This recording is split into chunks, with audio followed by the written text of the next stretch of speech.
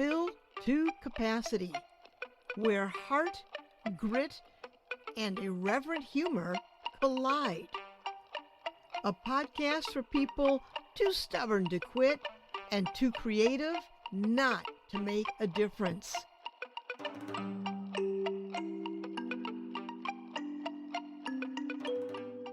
Hi, I'm Pat Benincasa, and welcome to Fill to Capacity. I'm so glad you're here. Episode 141, The PR Wizard of Play. My guest today was inside the PR machine that shaped mid-century American childhood, post-war optimism, the rise of mass media and TV advertising, the consumer boom, and New York at the epicenter of the marketing universe. He was in the room translating all of that into Lego bricks, a plastic cube, and a Japanese kitty that took over the world. At 95 years young, after 60 years in toy industry PR, Barry Schwartz doesn't just remember this history, he made it. This is Fill to Capacity. Welcome, Barry. So nice to have you here. My God, how do I live up to that introduction? You better start, mister. Okay. Well, epicenter. Okay. So the Wizard of, I keep thinking of the Wizard of Oz. However, when you pull back the curtain, there I am. Not doing it with smoke and mirrors, though. Really doing it.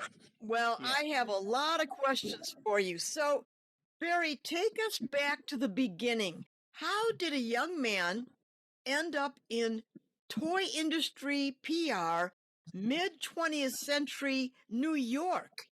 And what did that world look like back then? Well, it's kind of strange because I got into toy industry PR almost by accident. My first job, I have always been a writer, going back to elementary school and high school, then college and so forth. I was always writing something, short stories, even popular songs, parodies of things, poetry, name it. And so that kind of naturally evolved into going into the PR industry. And my first job was with an agency, and they were heavily into consumer goods. And our client was Samsonite luggage. And we had a lot of fun with Samsonite, teaching people how to pack, how to travel right, how to travel light, and so forth and so on.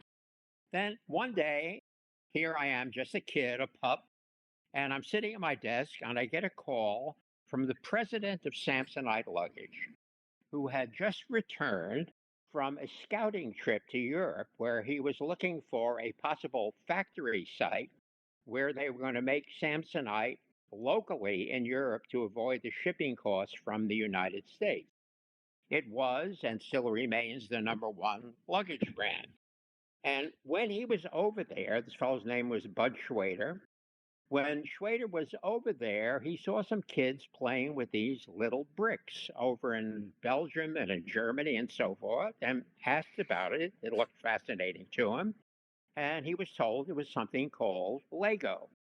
And so, unannounced, he flew up to a little town outside Copenhagen, Billund, Denmark, walked into the Lego office, introduced himself, and said, "We can make those for you in the United States." And they said, "Really?" He said, "Yes, because our luggage is injection molded and your bricks are injection molded. So we just have to, convert some machinery and we have some extra factory space. We can make them in the United States." And so a deal was made. So I got a telephone call from him and he says, "Barry, what do you know about toys?" I said, "Well, I have two little children. They play with them, but that's about it." And I said, "Actually, when it comes to playing toys, like building things and stuff like that, I'm absolutely in it." And he said, "Doesn't matter. You're now in the toy business." And he introduced me to Lego. So sent me several dozen bricks. It wasn't even packaged yet in the United States. So he sent me some of the Danish product. And in doing so, when I played with it, I was absolutely intrigued. I said, this is so simple, it's brilliant. You can actually put three or four bricks together and make something, and then you can take it apart and make something else again. And they had a wonderful slogan translated from the Danish, makes anything the mind imagines. And that was essentially true. And so we set about trying to publicize it. Well, you know something, Pat? Hmm. It wasn't an easy sell. I want to get into that, but before you get into that, I want you to paint a picture for my listeners. New York in that era was its own ecosystem. Very much Agencies, so. media, retail. Will you paint us a picture of what the PR world actually felt like day to day? Completely different from today. Number one, no email, no cell phones. Guess what? You actually had to go out and meet people face to face. What a concept. I was never much of a drinker, but there were occasions where you had to have a cocktail at lunch just to make nice. But it was a people to people kind of industry. And a lot of that meant building on relationships, building on friendships. And I'm happy to say that a lot of people I worked back with in those days remained friends for many, many, many years. So, in the PR world, just like the advertising world, although believe me, we are not anything like the madmen of the TV show, but in the PR world, it meant building an element of trust. You had an editor you wanted to work with at a print publication. You had a producer you wanted to work with on a radio show or a TV show. You had to build an element of trust. They had to trust you, you had to trust them. It was a two-way kind of street. So then, if you built up that trust and it took a while to do so, you couldn't be pitching all the time. In a sense, you'd have to pitch yourself to be a believable person. And once that's done, then whatever story or program or product or personality you wanted to promote, you had that element of trust already built in. And in doing so, then when you finally came across the plate with a pitch, you had an open mind and open eye to hear or see what you were trying to sell. That was the essential feeling. But it was a people to people business, unlike today, when it's very difficult to reach anybody on the telephone, where it's texting, where it's emailing, where it's messaging, where it's this, where it's that. And the one element that I love more then than I love now is that the public itself, your ultimate customer, the people who you wanted to buy your client's product or whatever it might be, believed in the media. They knew that if they saw it in the newspaper, it was good. If they heard it on the radio, it was good. If they saw it on television, it was good. I like that. I want to buy that. Today, that part of the industry is completely fragmented. There are these things called the influencers, although I question how much influence they really have.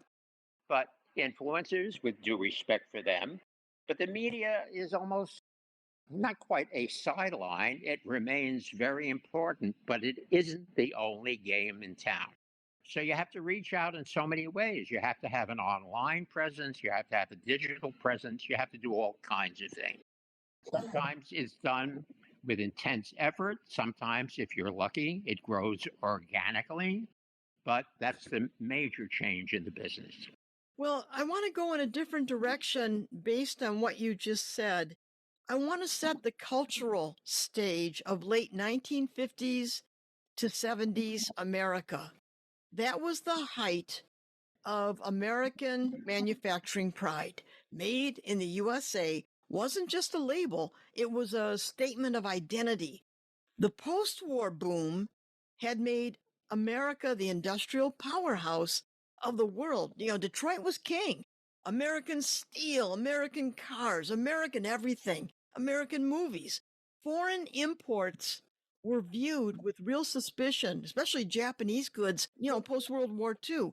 Yeah. And outsourcing didn't happen until the late 70s and 1980s. So here you are into this made in America world. Mhm. You introduce Danish bricks, Hungarian Rubik's Cube, and a Japanese Hello Kitty. Not Uh-huh. one of them, made in America per se, and Yeah. all of them became cultural phenomena that swept the country and the world.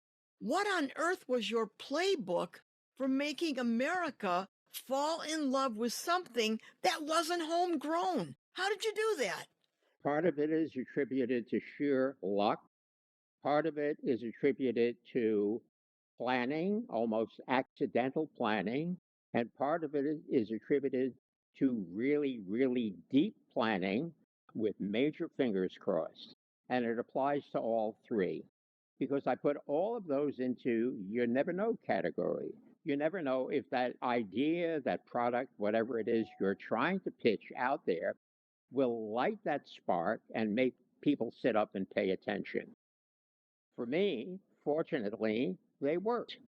And they all, each of them, you mentioned Lego, you mentioned Rubik's Cube, you mentioned Hello Kitty, each started with a different kind of approach.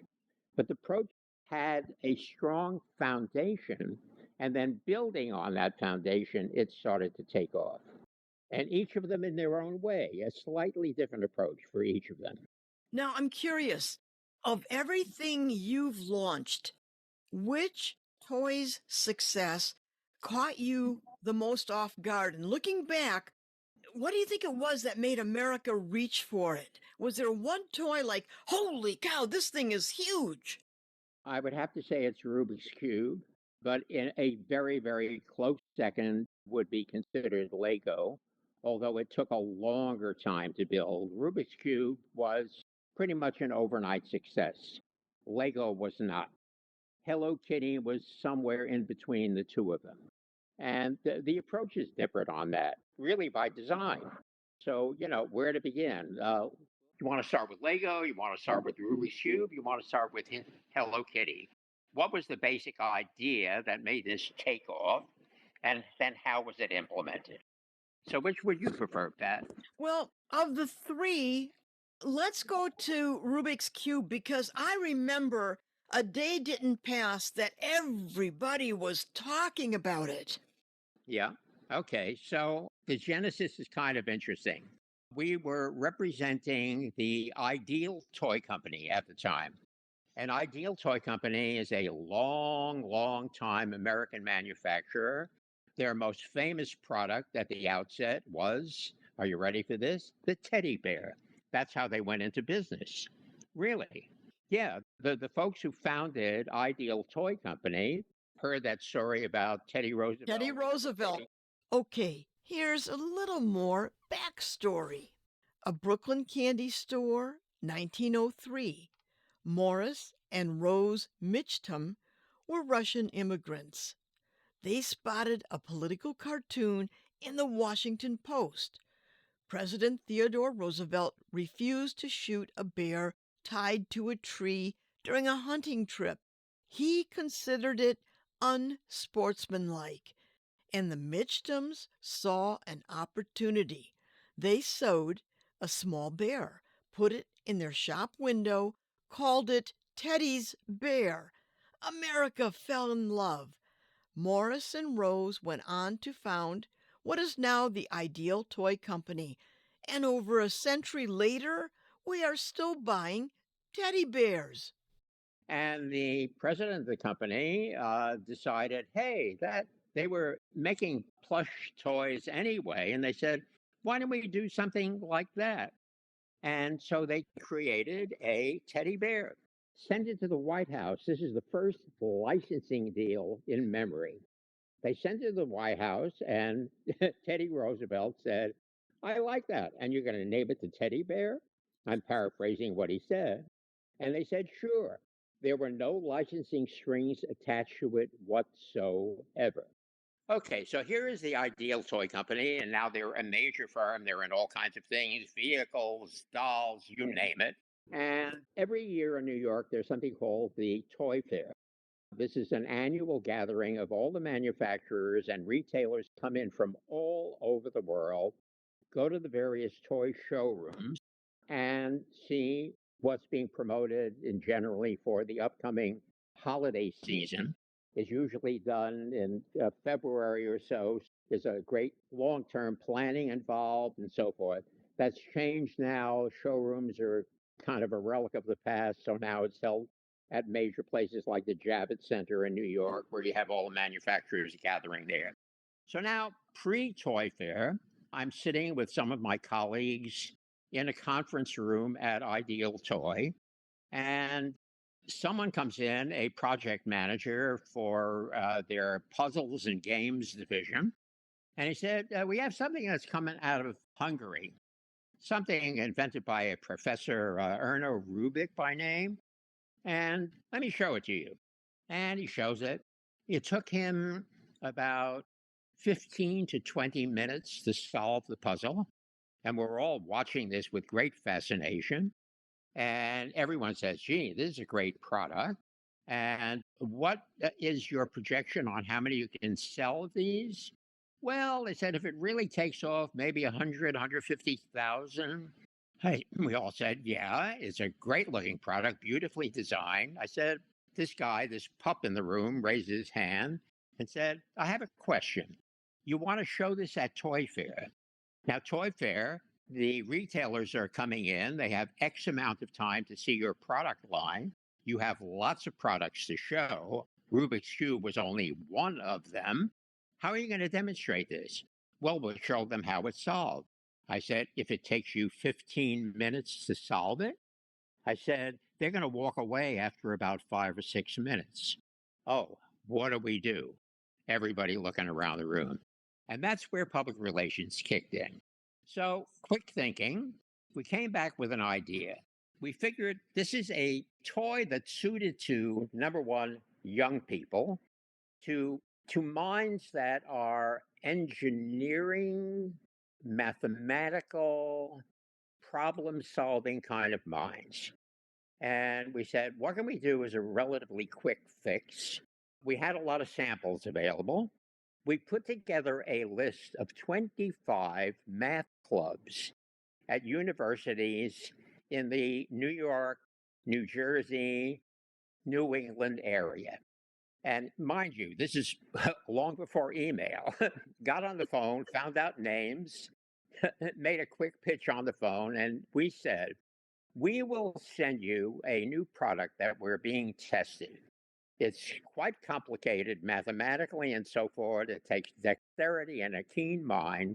If any member of your club could solve the cube in under 5 minutes, we would like to invite that person to the New York Toy Fair and demonstrate it.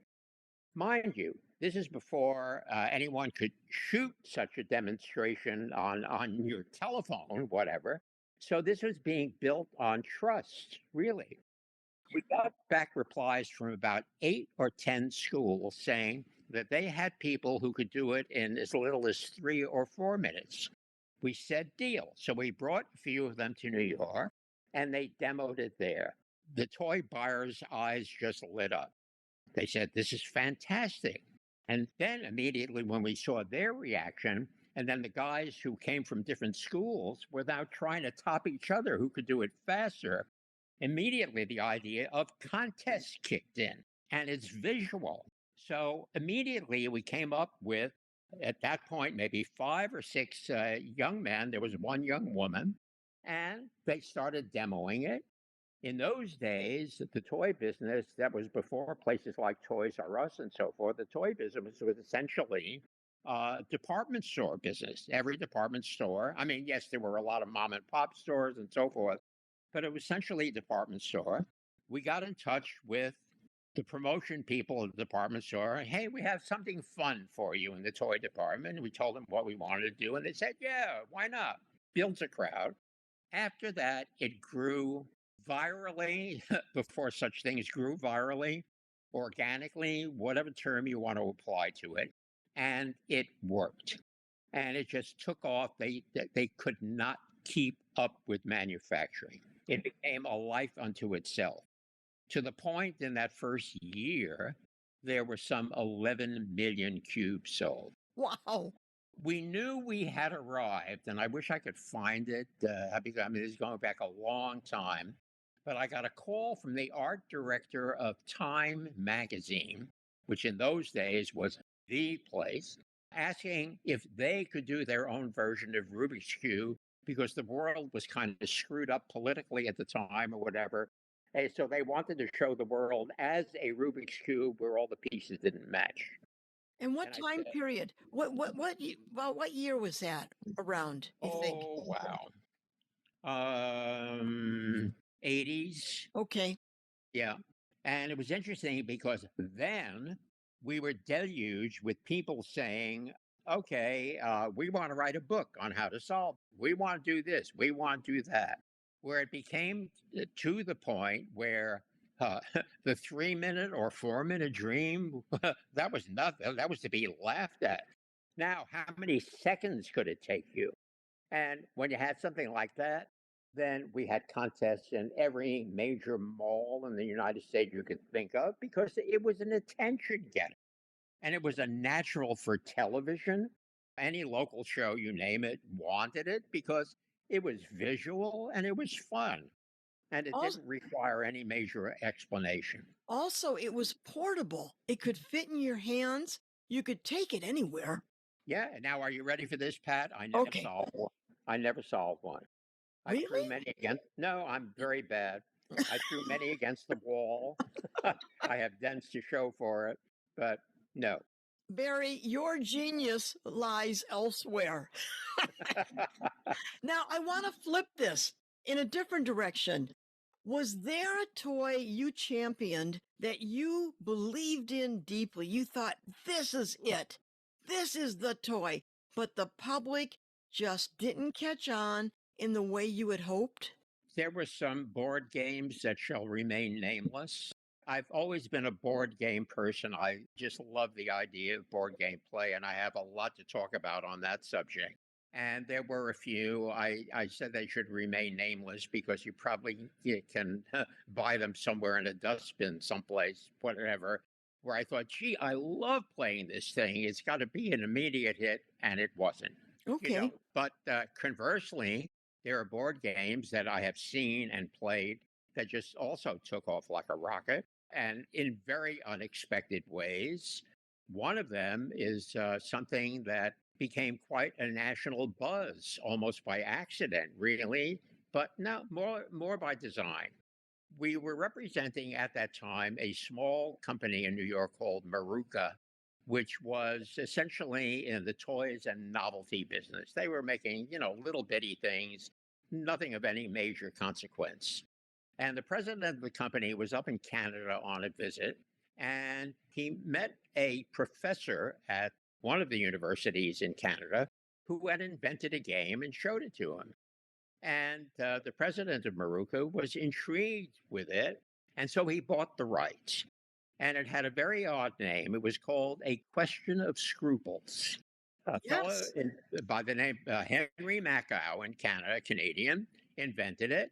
And he taught philosophy. And he thought, why not ask questions? You know the basic premise of the game. And it was asking, silly questions like, oh, you got too much money from the bank that you hadn't asked for. Would you go back to the cashier and tell the cashier that they made a mistake? Or something about a tip at a restaurant or things like that. Mhm. But, other things of greater interest morality wise. They showed me the game. I said, I love this. This is just too good because it raises a question of larger issues. So we reached out to 100 lifestyle editors at newspapers around the country, sent them samples of the game, and we said, this is not just a game. This is a larger issue, but it's great fun playing to the point where we firmly believe you don't even have to play the game to its entirety because midway through playing the game, people involved in playing, and it's much better, not just two people, but better four or six or whatever. There are going to be arguments, there are going to be laughs, there are going to be ever, it becomes its own party. And sure enough, every newspaper that we sent it to loved the idea and they ran with it with feature stories. So, on that same vein, I figured take a chance and go big on television. At that time, the Johnny Carson show was, like the show in the evening. So I figured I'll have some fun. So rather than send a game, because I knew the producer pretty well, so I said, I'm sending you a few cards at a time. You play with them. What do you think? He came back to me after getting the second or third group of cards and he said, This is fun. He said, There's a game based on this? I said, Sure. So I sent him the game. That was the end. He said, I'll let you know if something happened. Right? The Carson show, I didn't watch all the time, was on too late. I had to get up for work the next morning. So one morning, I am awakened by a telephone call like 6 a.m. And it's the president of Maruka. He said, Did you see it? Did you see it? Did you see it? I said, See what? He said, The Carson show last night.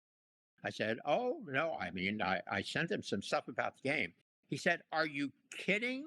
We had 12 minutes on the Carson show.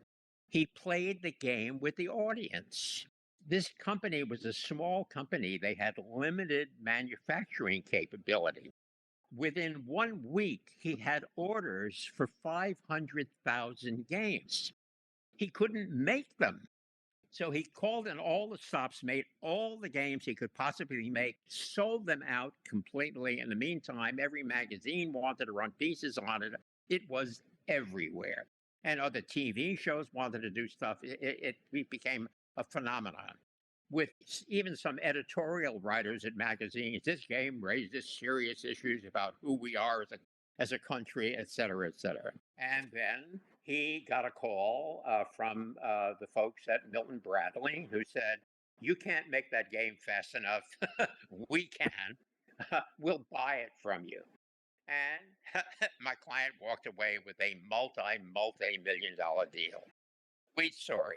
That Sweet story. sure is. Then there was another game we had some fun with, and you talk about role playing. I think right now role playing is like almost the key driver in video games and all kinds of digital things. But role playing really started in board games. And one of the first in that category was a game called Murder to Go.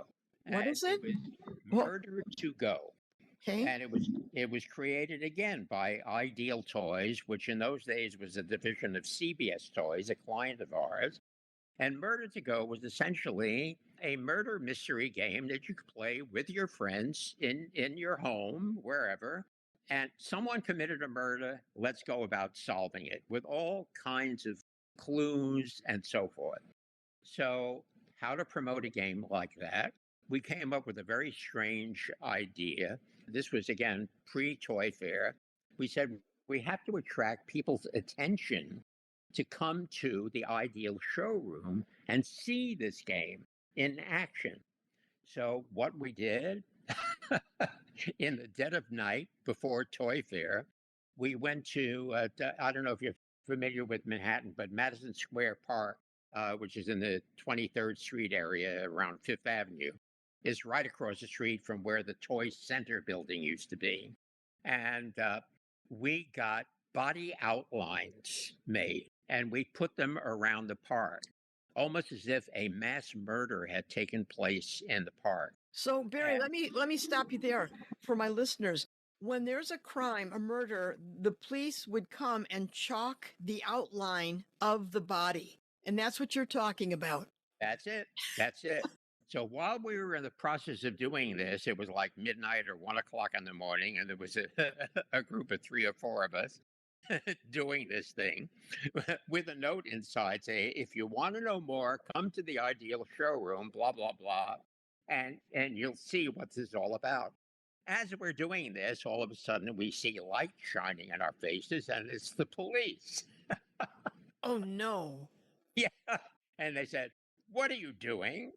Well, we explained them, trying to laugh. And you know something? They laughed along with us. They said, "Oh, this is so good. This is so good. Okay, leave it there. Leave it there." I frankly think it would have been more of a story if we got arrested, but of course Yeah. we didn't. The Well, next morning, dozens and dozens of people were attracted by this to come to the showroom, and the game played so beautifully that it became a great hit. yeah. To the point, then, that as a fun thing, we staged another event where we played the game at the police precinct where the cops came from who didn't arrest us. Oh my gosh. You know, my dad always told me a car is only as good as its wheels.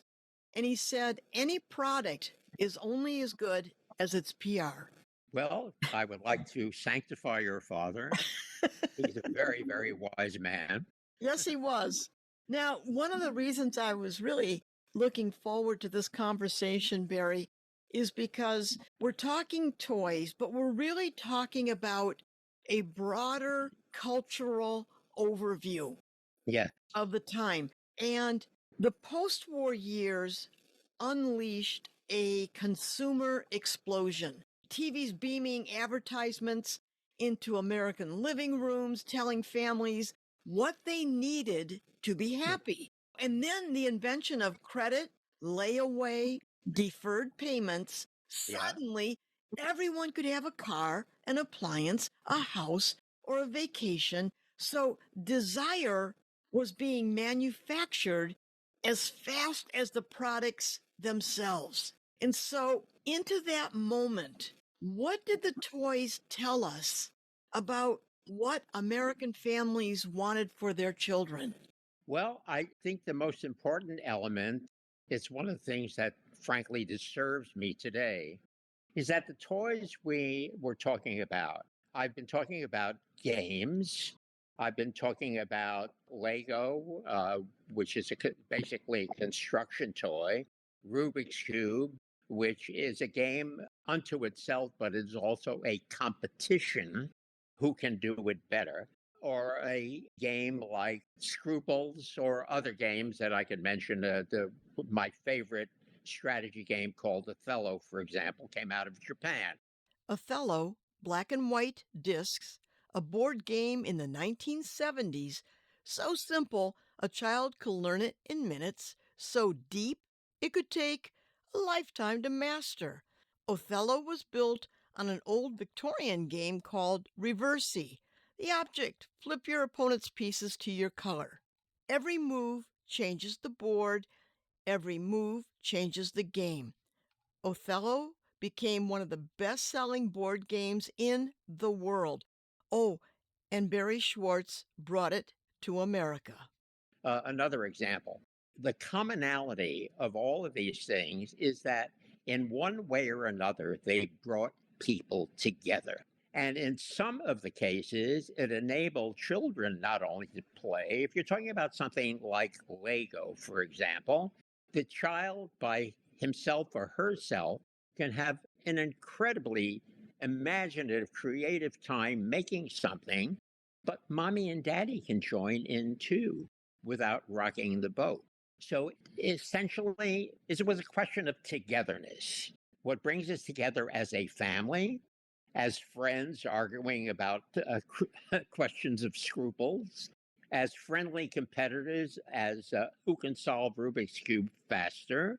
And we haven't even talked about Hello Kitty, but about little girls, essentially. I hate to be sexist about it, but primarily little girls comparing what they have and what they don't have when you happily reach that point as a manufacturer. The commonality of all of that is togetherness in Now, one way or another, which to too large a degree today is missing among young people, where I see faces glued to a screen rather than actually building something or making something.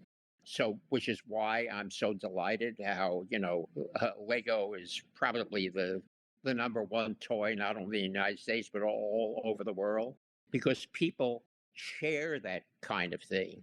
It's a sense of community. And toys, when they work, toys and games, when they work, bring that sense of community into play. I think another piece to what you're talking about, radio stations, TV shows, there was a time when everybody waited for the Mary Tyler Moore Show or Dallas, Who Shot JR, Cheers, ER, The Sopranos, just to name a few. You name a show that was really hot, you just planned your day around it. And with radio stations, kids would grow up with their favorite song and they'd stay glued to the DJ and the station just to hear that song over and over. It was shared. So the next day coming back to school, kids would talk about the music, they would talk about the TV show. Now, everything is individualized. If you want music, you select your own, you stream your Yeah. own. If you want to Yeah. watch something, you will select your own and stream your own. You can stream and binge to your heart's content. And it's a trade off.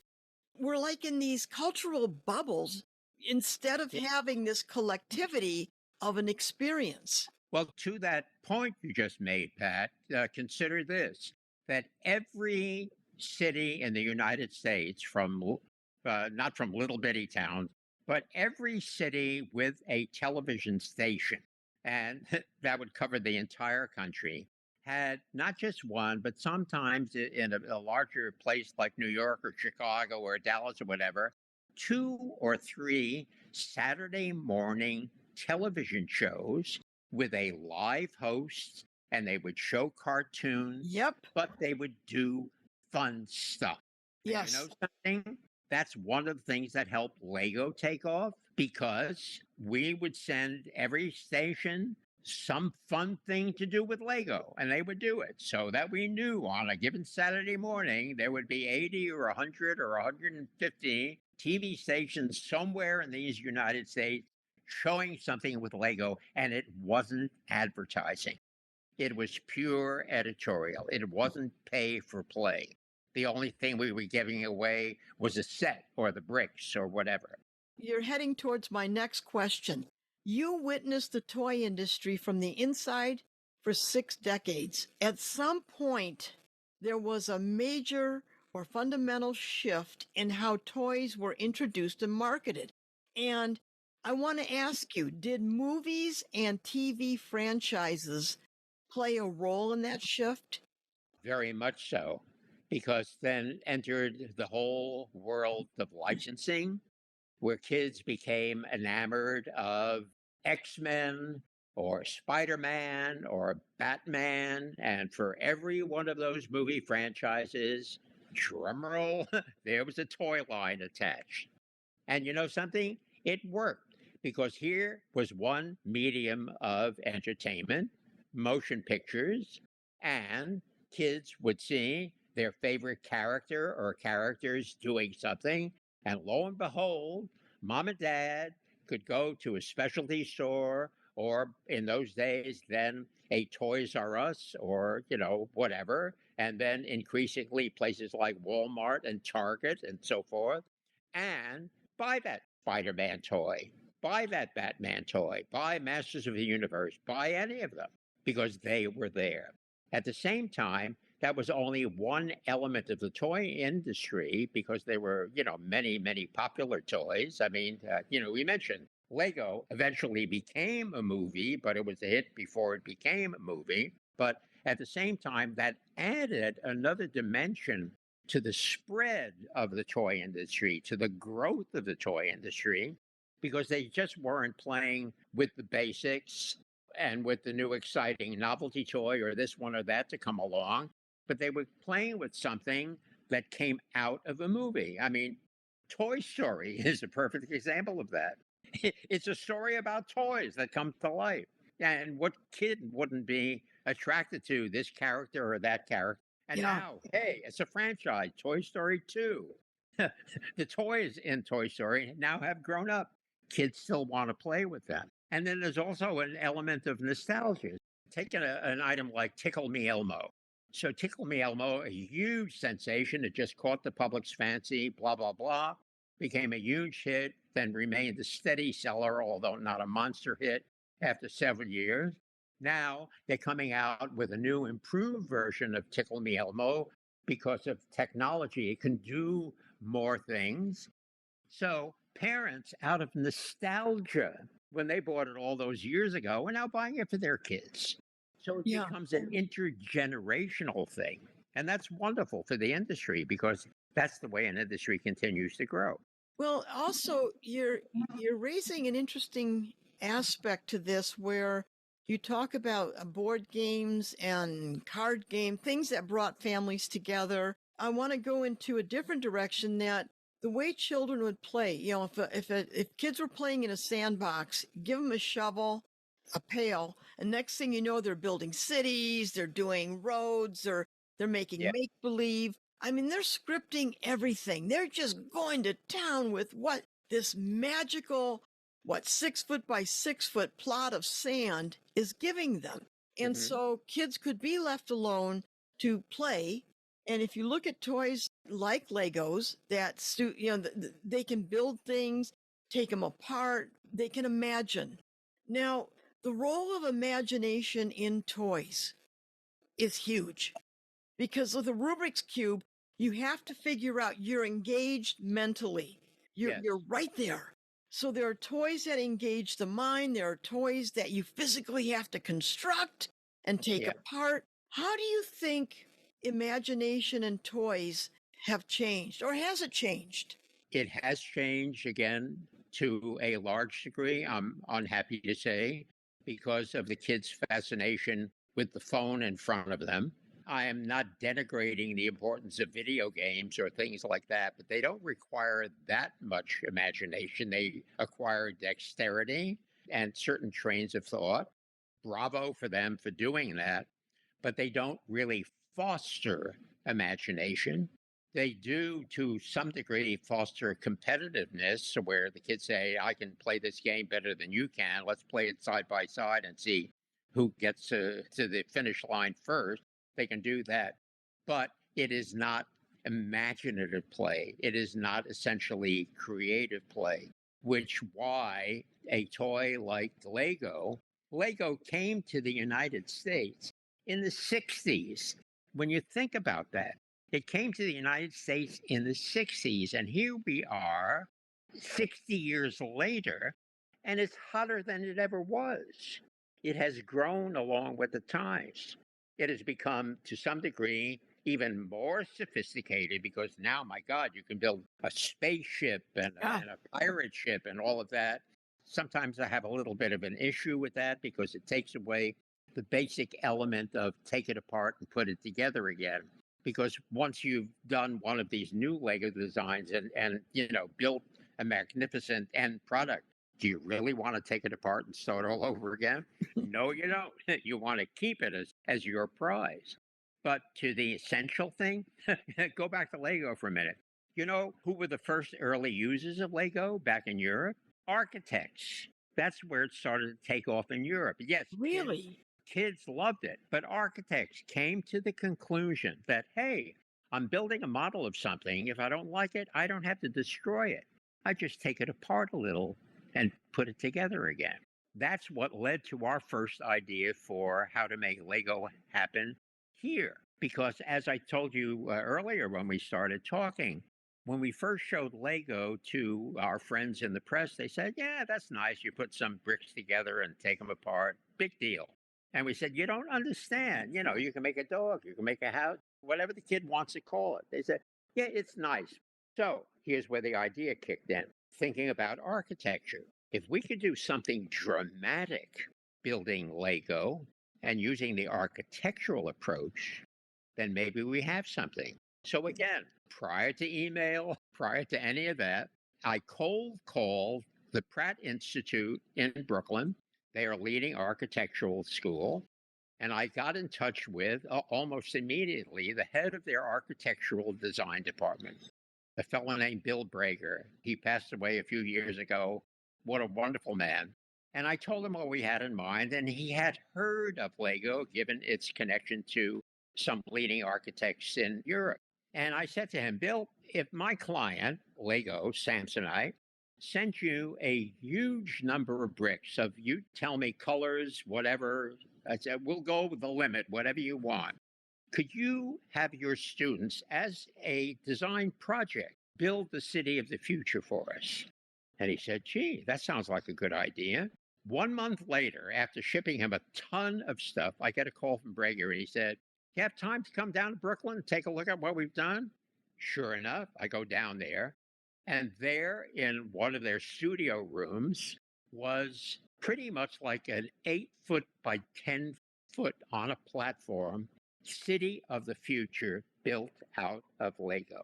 Wow. Now, mind you, this is before Lego was mechanized, so things had to be moved with a little pulley and things like that. It was incredible. I took some pictures, showed them to a producer friend of mine at the Today Show, and he immediately said, yes, we want to do that. And I said, fine, when can you send cameras down to Pratt? He said, oh, no, we want it in the studio. So the thing didn't have to be taken apart completely, but it was removed in sections, delivered to 30 Rockefeller Plaza, and one early morning, and we were on the Today Show for about 10, 12 minutes, and from then, the phone never stopped ringing, because then people got it. I was getting calls from magazines. Oh, could you give us a model of this? Can you give us a model of that? And Lego, back in Denmark, they had a whole model building section there where they had people just building large models of this or that, which we use to our advantage here in the States, because we would have fashion shows and things like that with the model of the Empire State Building or the Statue of Liberty or whatever as props, and it worked. As a funny aside to that, about 3 weeks after that Today Show major hit, I'm sitting in my office. I get a telephone call, and a very gruff voice says to me, hello, is this Schwartz? Yes. I said, who is this? Norman. I said, Norman who? Norman Mailer. And I said, Norman Mailer? I could barely get the words out. Norman Mailer, American writer, journalist, filmmaker, two-time Pulitzer Prize winner, 11 best-selling books spanning 7 decades. After World War II, there was barely a moment when Norman Mailer wasn't at the center of American literary and cultural life. To this day, I have a copy of Naked and Dead in my library here. He said, I saw that thing you did on Today's Show. I want to do one myself. So we sent him a load of stuff, and he built a smaller version of his city of the future, and that was on television. Wow, what a reach! I just love that. My one and only conversation with Norman Mailer. That's enough, believe me. Wow, you just have so many wonderful stories. Now, at 95, you're consulting in an industry that never stops moving. What keeps you at it? What is it? Finding new things. Very, very simple. I'm at the happy point in my life. Number one, I made up my mind a long time ago never to retire, because why? I've been blessed with good health. My God, I only gave up tennis a couple of years ago. And so to do something like that keeps the mind keen. You wake up in the morning and say, what do I want to do today? So in that sense, I'm always looking, always searching. And because I'm known in the industry, I walk the halls of the toy fair at the Javits Center every year. And, I'm saying hello to a gazillion people. That's fine. But I'm always looking for stuff. 3 years ago, I'm walking those same halls, and I see a couple of guys playing with something. And they're holding a little thing in their hand, and it's shooting out string in different shapes. You know what silly string is, when they shoot it at you, but then it's sticky gummy, it sticks with you. This was a string that doesn't stick to you. It's a string that's tied to the instrument they were holding in their hand. And they were doing balloon shapes and all kinds of fancy tricks with it. So I went over and talked to these guys, and I said, tell me about this. Who are you? It turned out 2 young fellas, both engineering students, one studying in Georgia Tech, the other one from Brigham Young. They both live in Atlanta. They were casual friends. And the Georgia Tech guy had a class project. It was a physics lab, and they were told to create something that you could hold in your hand that could somehow demonstrate velocity. And he came up with this idea, and it worked well so that he won the class prize for best project. But then his friend, who was visiting on leave from Brigham Young, saw this and said, I think we can make a toy out of this. I'll cut to the chase. They made a very primitive design and posted it themselves online. They got a million hits. People Wow. want to know, what is this? Well, they didn't even know what it was. They gave it a name. They called it Zip String, all one word, ZIP string. They booked a spot on Shark Tank. They got offers from two of the sharks that they ultimately turned down because of due diligence. They decided, even though a very generous offer was made, they figured they could still do it on their own. And that's when I met them. And we started to show it around to the point because, again, it demonstrates so beautifully. There's a little bit of a learning curve in it, but then once you learn how to do it, you can create your own tricks. You could compete against other people. It had all of the elements of a hit toy. It is now 3 years later. They have been named 2 years running by the Good Housekeeping Institute, no less, as the must-have toy, not just the toy, the Whoa. must-have toy, because they've done now 3 different iterations of the toy, each time, grading it up in difficulty for the holiday season. They've received every award you can think of from the Toy Association, the manufacturers, both independent retailers and major retailers alike. They're the number one toy at FAO Schwartz. That's no relation to me. And the two nicest guys in the world. And they're my kids. I love them. Well, that speaks volumes about you, Barry. You're just so open to new things. And as we're at the end of the hour, I just want to say you sat at one of the most extraordinary intersections in American history, the golden age of PR, the mass media explosion, and the play life of an entire generation of kids growing up. I mean, what a remarkable life you've had. You just keep going. And Not ready to quit, Pat. no, and nor should you. I mean, the fact of the story of the zip string illustrates, I mean, you're always on the move. And I love that about you. And one of the reasons why I wanted to have you on. I mean, here you are, you meet these two guys, you start talking, and next thing you know, it's the must have toy, Barry. Well, I want to thank you for bringing all of this to Fill to Capacity today. What an honor having you on today. Thank I'm you. I'm I'm humbled, and it's been so much fun just rethinking those days. Caddy, I've always said, grow old along with me. The best is yet to be. All right, Oh, that's I how I love feel. that. Thank you, Barry, and thank you, listeners, for joining us today. Take care of each other. Bye. Bye bye.